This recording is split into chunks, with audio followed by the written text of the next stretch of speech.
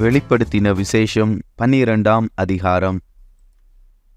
அன்றியும் ஒரு பெரிய அடையாளம் வானத்திலே காணப்பட்டது.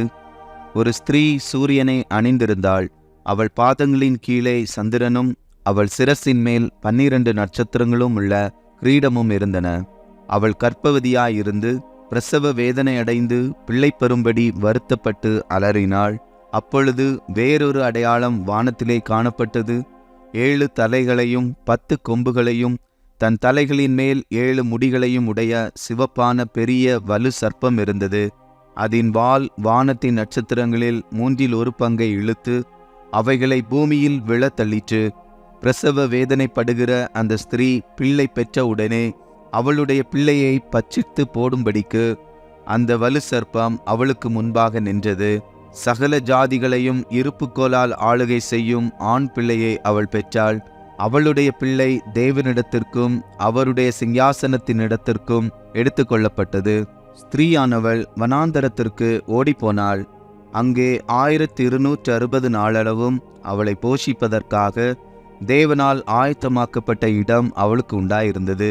வானத்திலே யுத்தம் உண்டாயிற்று. மிகாவேலும் அவனை சேர்ந்த தூதர்களும் வலு சர்ப்பத்தோடே யுத்தம் பண்ணினார்கள்.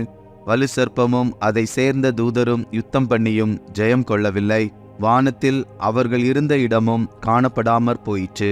உலகம் அனைத்தையும் மோசம் போக்குகிற பிசாசு என்றும் சாத்தான் என்றும் சொல்லப்பட்ட பழைய பாம்பாகிய பெரிய வலு சர்ப்பம் தள்ளப்பட்டது.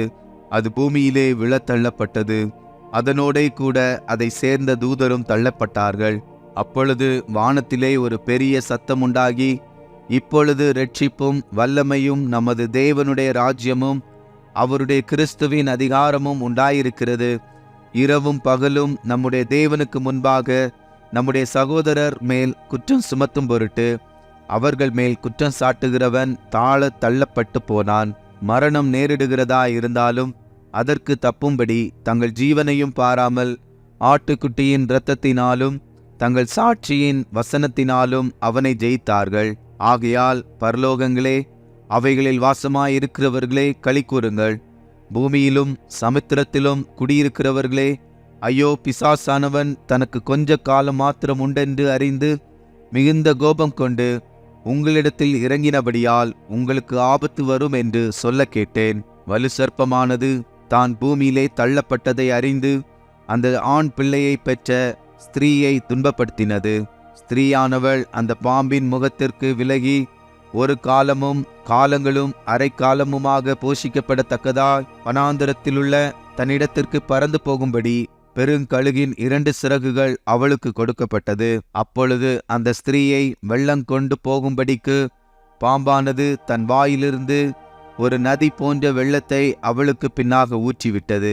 பூமியானது ஸ்திரீக்கு உதவியாக தன் வாயை திறந்து வலு சர்ப்பம் தன் வாயிலிருந்து ஊற்றின வெள்ளத்தை விழுங்கினது. அப்பொழுது வலு சர்ப்பமானது ஸ்திரீயின் மேல் கோபம் கொண்டு தேவனுடைய கற்பனைகளை கை கொள்ளுகிறவர்களும் இயேசு கிறிஸ்துவை குறித்து சாட்சியை உடையவர்களுமாகிய அவளுடைய சந்ததியான மற்றவர்களுடனே யுத்தம் பண்ண போயிற்று.